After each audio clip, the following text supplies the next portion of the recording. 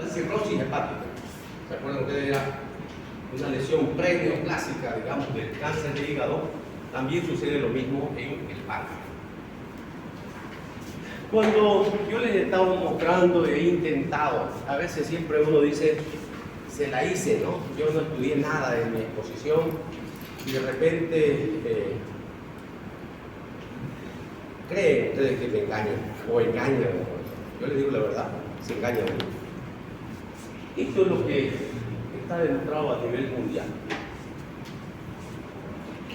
De lo que es el tema, por más que yo sea experto en el tema, por más que lea, digamos, lo mejor, yo no tengo capacidad más del 15 a 20% de transmitir el proceso.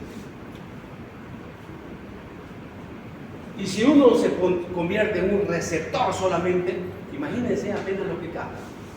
Más o menos el 15-20% de lo que alguien dice. Porque es mentira que después en una hora uno está concentrado una hora. De repente se desconectó y se acordó de su perrito, de lo que va a hacer más de un rato, de lo que no hizo ayer o de lo que pasó.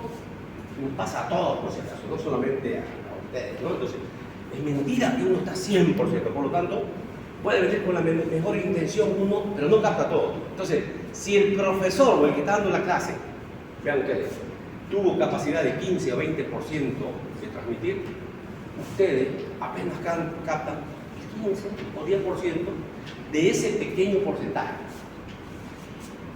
En cómo está el éxito, o sea, cómo es lo que uno debe, por ejemplo, debe aprender a hacer las cosas. Por eso es que, a ver, alguien me decía, hay grupos en competencias, cuando uno habla de aprendizaje por competencia, les aseguro que no deberíamos tener en este curso, para que sea eficiente, más de 30 alumnos en total, o sea, para que sean 10 por grupo de práctica. Sabiendo no lo hacemos, pero ¿por qué? Digamos, por factor económico. Algunas carreras ya están yendo en aras de eso, les digo, nosotros hemos sido responsables en eso, sido diferente. Si ustedes miran, ¿cuál es la carrera más apetecida de la universidad? Sí, se presentan 2.000 a 200 o 300 cupos. En otras carreras se presentan 300 y son 400 los cupos, digamos. O sea, se cobran cupos y hay que hacer otros cupos todavía, ¿no? Por eso es que en algunas carreras acreditadas la tendencia es ir disminuyendo el número de que ingresan. Y claro, también hemos ido cerrando círculos, porque uno entiende, digamos, ¿no? Lo que uno llama la vivencia criolla, a veces yo la considero picardía, ¿no? Pero esa supuesta vivencia criolla, alguien se inscribe en una carrera y después lograron hacer el traspaso. ¿Se han fijado ahora que hay menos? ¿Saben por qué? Porque hemos puesto más trabas. Los traspasos vienen de carreras similares, con cupos restringidos, o sea, ya no es liberado para todos, y entonces hay mayor competencia, ¿no? ¿Por qué? Porque lo que queremos es llegar a que ustedes hagan. Entonces yo cuando le decía, uno nota la persona que se prepara y la que no se prepara. Y lo evalúo, yo sé cómo lo evalúo. Cuando uno piensa que está mintiendo, ¿cuál es el objetivo? Que aparte de leer, ustedes hagan vivencialmente algo. Les aseguro que lo que han estudiado a conciencia, nunca más van a necesitar ese tema de estudiar. Porque ya no miran.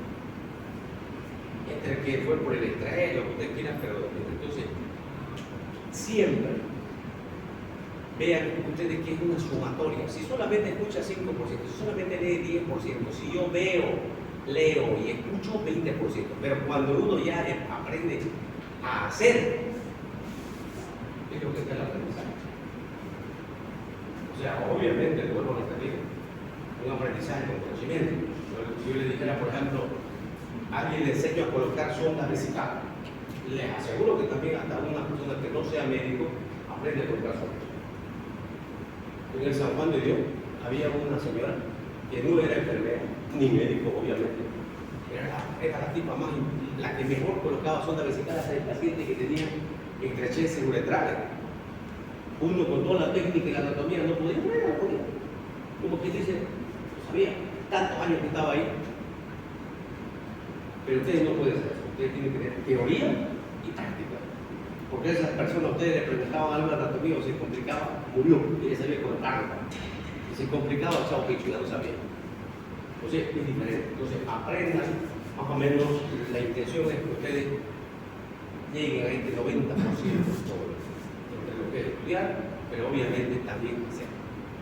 Bien, entremos al tema. Vamos a hablar de cáncer de páncreas. Vamos a hablar un poquito más fácil, hablar de cáncer maligno y después vamos a entrar a patología benigna, que vamos a enumerar nomás, no vamos a meternos muy a detalle. Algunos me dirán, otra vez vamos a hablar de cáncer de páncreas. Una cosa es hablar de cáncer de páncreas y otra cosa era hablar de ampulomas, ¿no? Los ampulomas eran tumores que estaban periampular, que podían ser del duodeno, del tercio distal del coledo o de la cabeza del páncreas. Pero aquí cuando hablamos de cáncer de páncreas, nos podemos referir a tumores de la cabeza, del cuerpo o de la cola.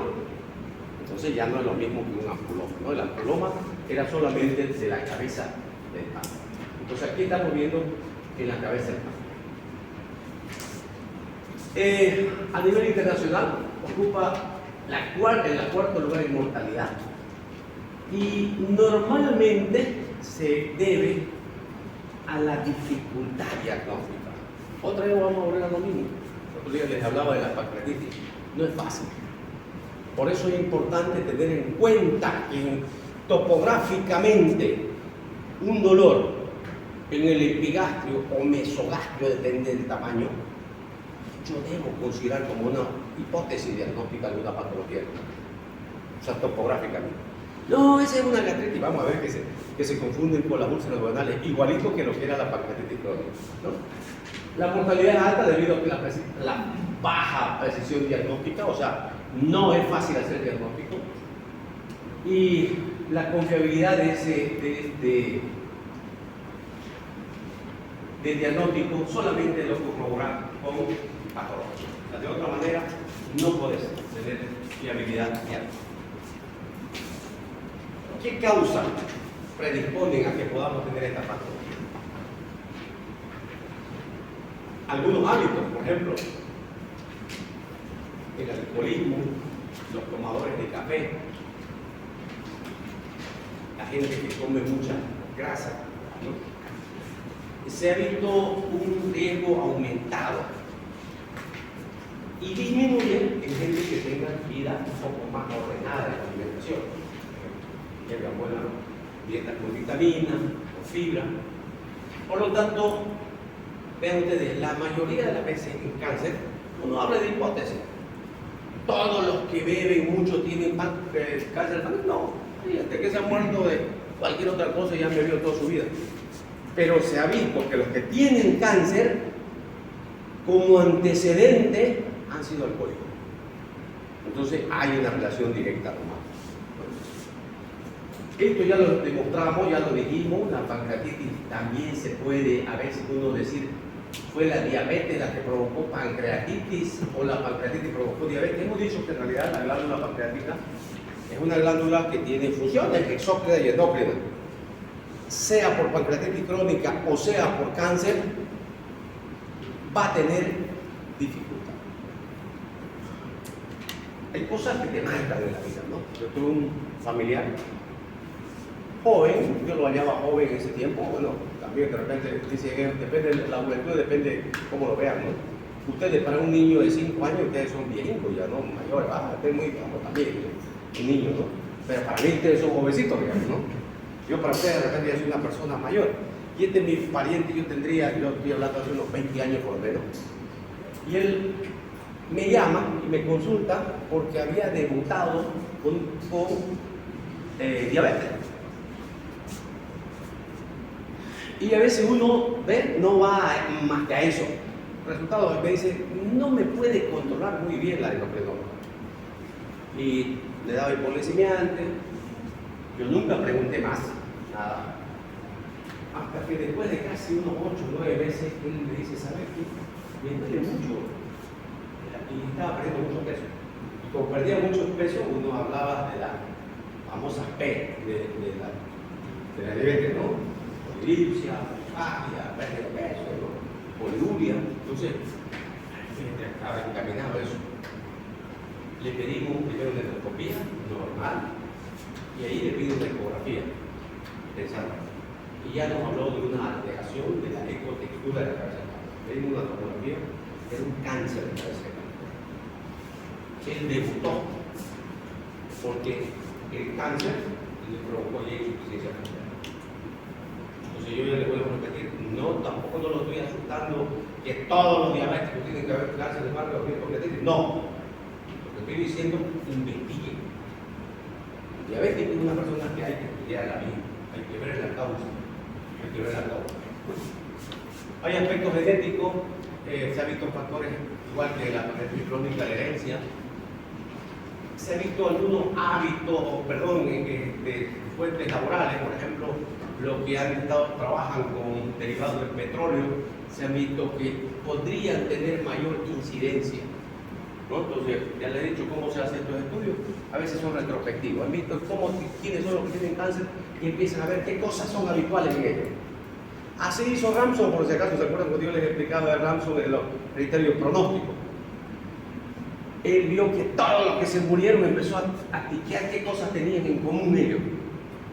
Y ahí demostró que ellos entraban con leucocitosis, entraban con glicemia alta, tenían déficit de calcio, o sea, todos los factores eran mayores de 65 años, o sea, todos esos factores. Lo mismo se hace en los estudios a veces retrospectivos, ¿no? Igual que la mayoría de los tumores del aparato digestivo, el adenocarcinoma es el más frecuente y empieza, como es primario, empieza obviamente la mucosa en el ducto pancreático.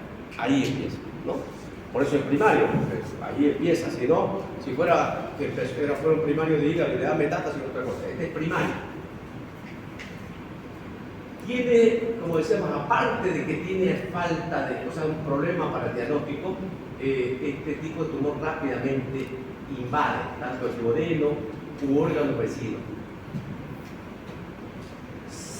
Tiene un desarrollo precoz y da metástasis. O sea, aparte que es difícil diagnosticar, y me preguntarán muchas veces, no dije cuál fue la evolución de su pariente. Lo operamos como a 2 meses, pero igual falleció, digamos, porque ya vi cuando ya tenía metástasis. Entonces, es difícil hacer tratamiento ya en esa condición, ¿no? Entonces, qué sé yo, de repente cuando debutó, pudo haber sido importante haber hecho el diagnóstico. Con la evolución rápidamente hace metástasis y se desarrolla. Cerca de la mitad de los pacientes se los diagnostica cuando ya está muy avanzado. O sea, ya es un hallazgo de repente que te ayuda muy poco a hacer el diagnóstico. Este es un páncreas, como ven, tiene una forma, o sea, normalmente viene así. Aquí está la cabeza, y en la cabeza es lo que está el adenocarcinoma. En algunas circunstancias alguna gente lo conoce como la lengua de la panza, porque es así, y viene así como una lengua, ¿no?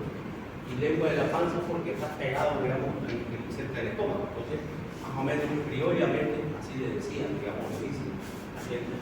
Pero esta es una imagen, por eso, de cabeza de páncreas, cuerpo y cola no tienen ahorita afectación.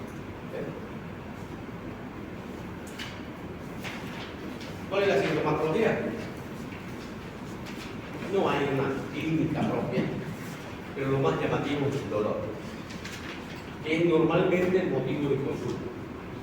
La persona viene y te dice, tengo cáncer de páncreas, dice, doctor, tengo un dolor abdominal en el epigastrio muy intenso, que puede irse a hipocondio erecto.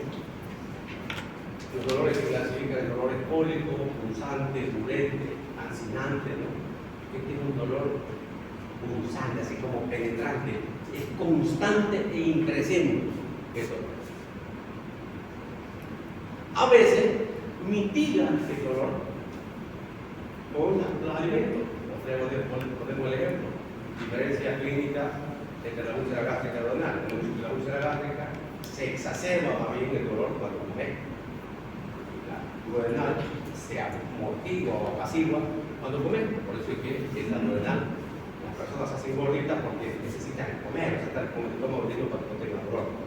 En cambio, la gástrica se enflaquece porque ellos comen y les duele, pero no quieren comer, ¿no?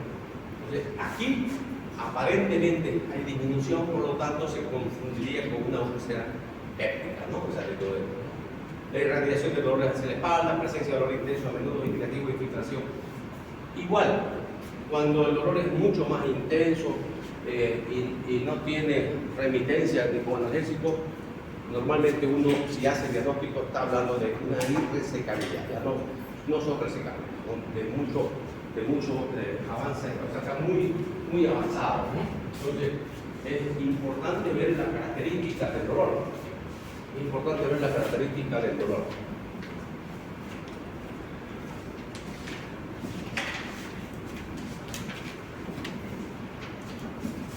Y muchas investigaciones han habido, pero casi todas concluyen que hay una etapa muy grande, vacía, entre el tiempo, de que aparecen los síntomas y que hacemos diagnóstico. ¿Es delito que ustedes, de repente, alguien que venga con un dolor en el epigastrio le den un antiácido? Yo creo que no. Yo creo que no. Pero ya se convierte en algo negligente.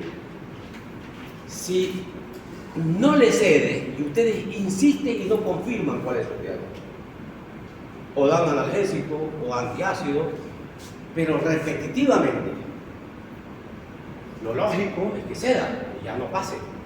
Entonces, si ustedes ven, ojo, atento, cuando no le aciertan en el diagnóstico, que vuelvo a repetir, muchos de nosotros, o sea, si ustedes vienen a mi consultorio y me dicen, doctor, ¿sabe qué? Tengo un dolor así y me provoca significación en la boca del estómago. Y me arde cuando como, de repente yo le pregunto, cuñapé o pan de arroz, me duele más fuerte. Una gastritis, ¿no? Si yo le puedo, ¿será que voy a esperar hasta que siga dolorido y que venga después de 2 días por la endoscopia? No, yo le puedo empezar a dar directamente un bloqueador de bomba.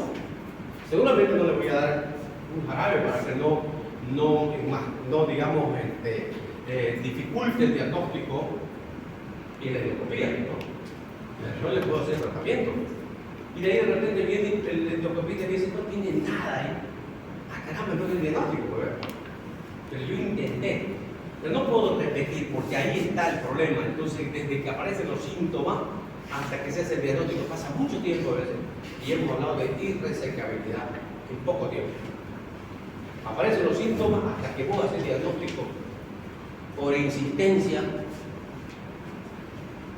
Todavía no hemos llegado a eso acá, pero les digo, seguramente que si sigue esto así como está la medicina y son tantos abogados que a veces paran buscando, podríamos ser en algún momento enjuiciados por haber tratado a alguien y no haber hecho un diagnóstico. O sea, por eso decía yo, una cosa es que vos le pidas y no se haga, a otra cosa es que nunca le dijiste y la cosa se come. Por lo tanto, hay que documentar en su historia clínica lo que ustedes solicitan. La repetida aparición de diabetes como una manifestación de insuficiencia pancreática es poco habitual, por eso les decía, vean ustedes, si yo no tengo antecedentes de diabetes, en el caso de mi familiar, de mi amigo, de mi primo, que me decía, ¿había antecedentes familiares? Sí, había antecedentes familiares en la familia de diabetes. No sé, vean eso. Pero si en una familia que no tiene diabetes, alguien debuta, debo pensar en eso. Trátenlo, pero investiguen. O sea, hay que no dejen por pasar eso, ¿no? Existe un mayor riesgo de depresión, igual que la diabetes crónica. El dolor provoca mucha depresión, incluso, mucho de esto acaba, ya les decía, con intentos de suicidio. Los pacientes con carcinoma pancreático pueden tener mayor frecuencia de trombosis venosa y obviamente tiene que ver con la ectasia, con alguna alteración del endotelio de los vasos, y esto puede provocar este tipo de situación. Bien, no es fácil hacer diagnóstico, ¿verdad? No es fácil de hacer diagnóstico, por lo tanto, tenemos que buscar métodos. Y obviamente, si yo quiero ver función, pediré pues a Milasa, le pasa, ¿no? Pero yo quiero ver aquí forma, morfología. Entonces, es ecografía. La ecografía es el mejor método que tenemos. Mucho más que ahora ya hay la ecoendoscopía, o sea, mediante endoscopía puede ser. Pero la ecografía es fundamental. Ni que se diga de la tomografía, pues, ¿no? La tomografía no es el primer método, no porque no sea efectivo, sino por su accesibilidad, por su Podemos repetir, va a depender de dónde estemos. Nosotros estamos enseñando medicina a los cruceños, a los bolivianos, a los que suponemos que van a trabajar acá. Si de repente tuviéramos en Europa, van a hablar de tomografía, pero le dan más importancia a la tomografía de cerebro. Ellos tienen acceso, la tienen ahí la tomografía en todos los hospitales. Nosotros tenemos, no. ¿Qué tenemos? Ecografía. Entonces hay que dar importancia a lo que hacemos.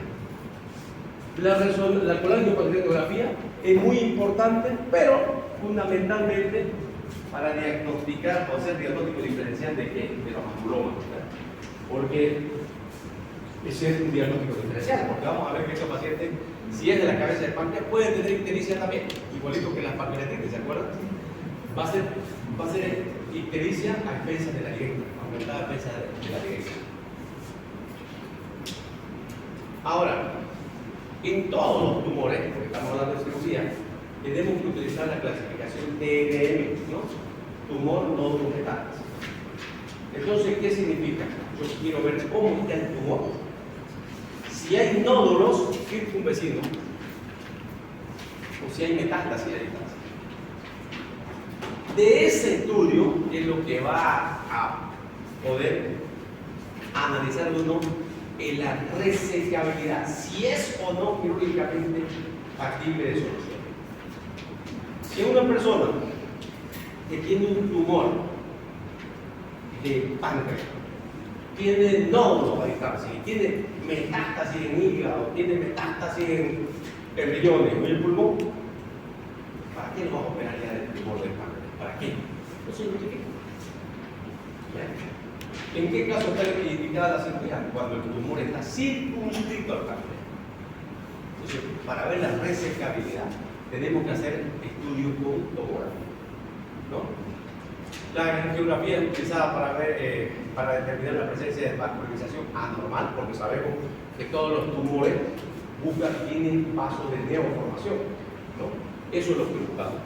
La resonancia magnética actualmente, uno podría decir cuál es más importante. Actualmente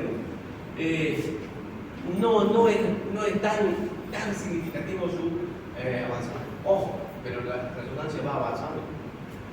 Entonces, sí, probablemente en algunos lugares con mayores resonadores, mejor amplificación, ya estén utilizados. Y nuestro medio todavía sigue siendo la tomografía contratada para nosotros el mejor medio.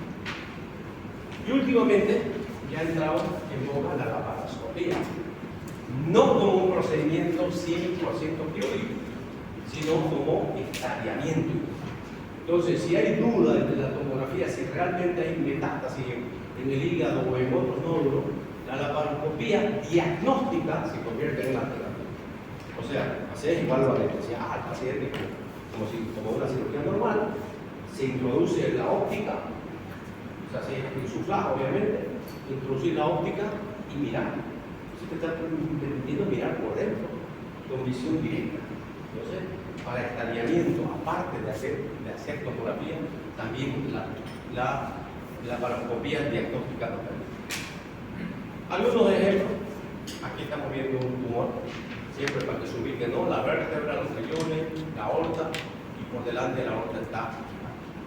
Aquí está un tumor de cabeza de páncreas, lo que están viendo es esta aguja, es una punción, una aguja fija dirigida, ¿no? Dirigida, que en este caso por tomografía, para ir y sacar, porque podría ser, vamos a ver los próximos temas, son tumores, una cosa es tumor benigno, otra cosa maligno.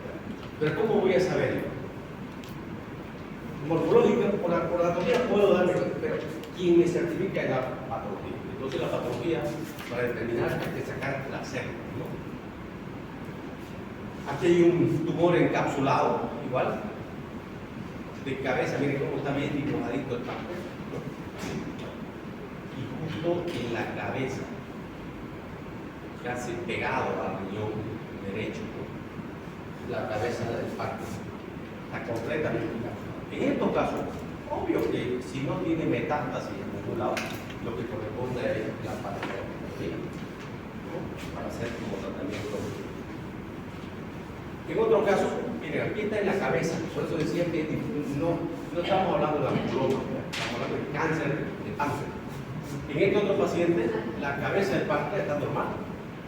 Pero otra vez, la vértebra, riñones, las orzas, está la cabeza, el cuerpo, y justo en la cola, vean ustedes, está circunvecido más bien al otro lado, a la región del lado izquierdo. ¿No? Entonces, puede ser el tumor de la cabeza, el cuerpo o de la cola, cualquiera de ellos. La clínica es igualito en cuanto a dolor.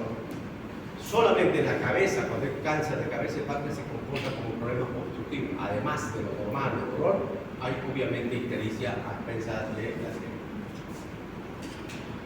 Otra tomografía, tumor de cabeza y páncreas, que acá hay un corte superior, acá se lo está viendo más claro. Páncreas con el tumor de la cabeza y páncreas. Y tiene un tumor grande de cola, ¿no? La cabeza, el cuerpo prácticamente grande de la cola. ¿Qué es esto? Este es un estudio contrastado, o sea, una radiografía contrastada. Y, claro, aquí no se está viendo, de repente está muy enfocada solamente a la parte del duodeno hacia una C, ¿no? Este es el duodeno. Y se aloja, ¿qué se aloja adentro? El páncreas. ¿Ven? Entonces aquí miren, con el contraste que se le ha dado al paciente, se está viendo, en este caso, o sea, el contraste hecho blanco, pero se está viendo aquí una cabeza del páncreas aumentada. No es igual pues que la imagen que esto, ¿no? No es igual que esto. Pero a este paciente seguramente le pidieron por otra cosa, pensando de repente en divertículo, en tumores en el intestino delgado, lo que sea. Y aquí lo que se vio, que está aumentado el espacio del duodeno. El duodeno tiene 4 porciones, ¿verdad? Entonces, aquí estamos viendo aumentado el espacio. Ahí está más claro. Estómago, la C que hace el duodeno, y aquí están viendo la cabeza. Incluso hay un poco de dificultad para el tránsito. Aquí no pasa, pasó muy bien el contraste y otra vez volvió a pasar. ¿Por qué? Por el mismo tumor. No es el método ideal de este estudio. Lo ideal es la ecografía y tomografía. Pero estamos mostrando que a veces, porque lo que quiere mostrar que este estudio, que a veces vos pedís para alguna cosa, pero tenés que estar atento de que te puede estar pasando algo. Yo les conté el caso de esa paciente que tenía tuberculosis pulmonar.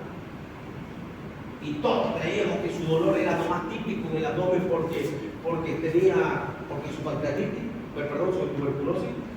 Y un colega joven, residente, le tomó hizo tomar una buena placa que se veía los centros fotodiagramáticos y en realidad su dolor de la paciente se justificaba porque tenía exploración. O sea, vean ustedes, él no solamente quería mirar lo que ya se sabía que tenía tuberculosis biliar, él quería buscar otra cosa y encontró.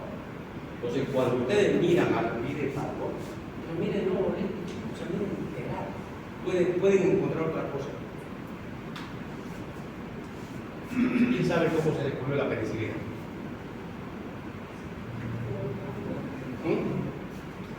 ¿Cómo se descubrió la penicilina? ¿Quién descubrió la penicilina?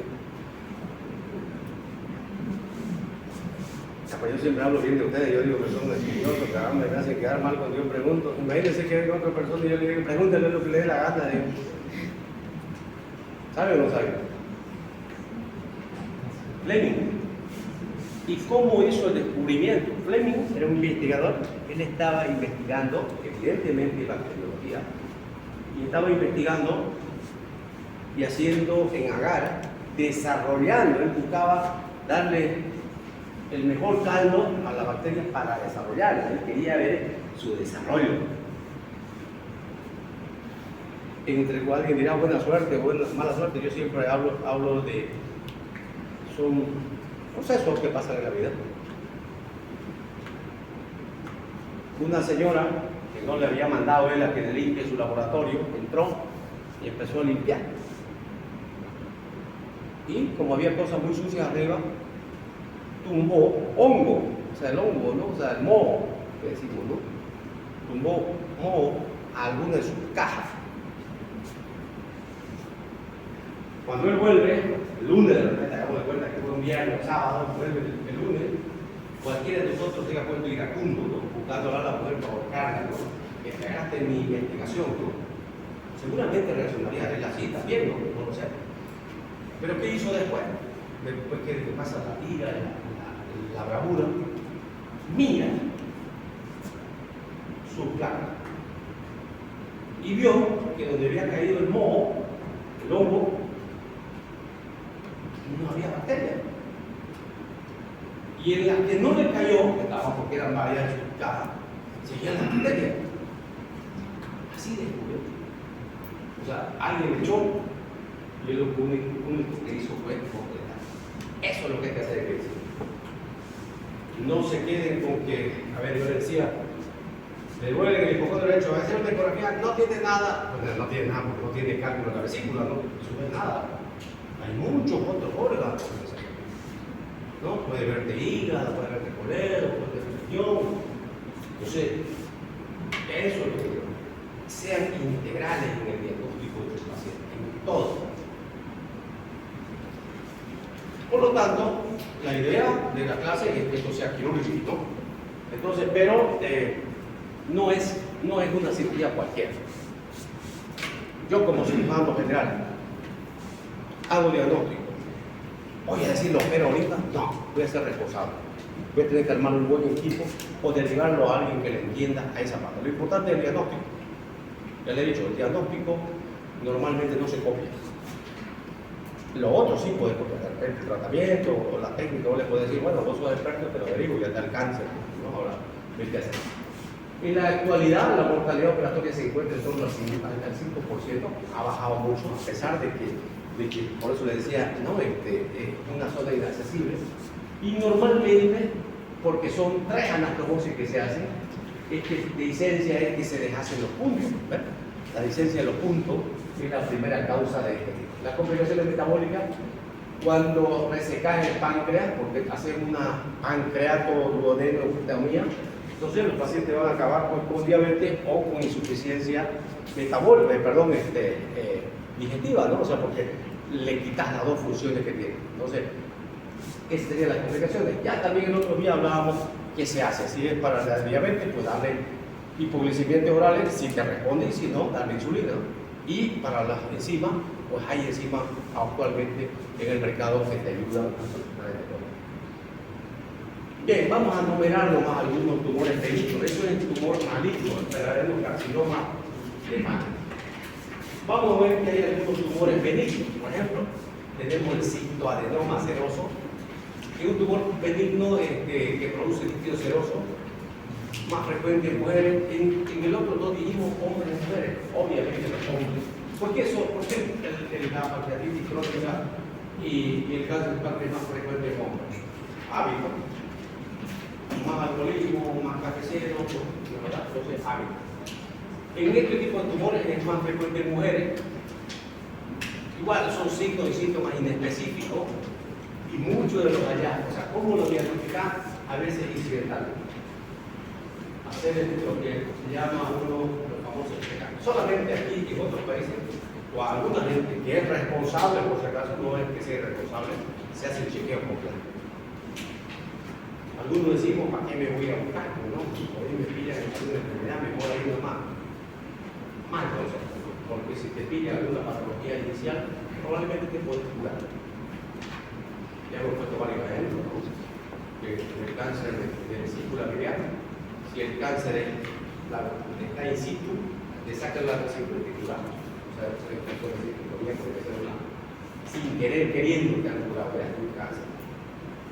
Si hubiese pasado más tiempo, seguramente se hubiese desenvolvido. Estas son las diferencias. Entonces, ecográficamente, y esto es la placa histológica. Obviamente vamos a encontrar diferencias, pero eso va a ser ya les decía, lo único que nos importa en estos casos es que ustedes sepan hacer diagnóstico. ¿Qué debe pedir? ¿Tenía algún síntoma? No. ¿Cómo vamos a diferenciar un maligno de un benigno? Probablemente por el pronóstico. Esto todavía no te va a matar tan rápido. que es benigno. Un tumor benigno que si crece te va a dar dolor por expansibilidad, ¿no?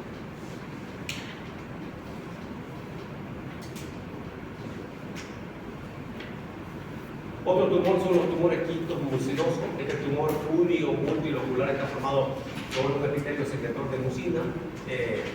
Igual, clínicamente, si el tumor es pequeño, menor a 5 centímetros, solamente se hace tomografía o resonancia. Si es más grande, probablemente es una ecografía. Si es más de 5 centímetros. Menor de 5 centímetros, difícil que un ecografista le haga. Entonces, con eso nos vamos a quedar con otro tipo de tumores benignos. Existen otros, pero vuelvo a repetir, es exactamente lo mismo. La clínica es exactamente la misma, es inespecífica. ¿No? ¿Puede haber alteraciones funcionales? Sí, claro, igualito puede ser como la diabetes. Entonces, de repente, algo así te lo debe alertar para que lo haga descubrir. Algo así para que lo haga descubrir. De otra manera, no va a ser tan sencillo. ¿Está bien? ¿Preguntas? ¿Dudas?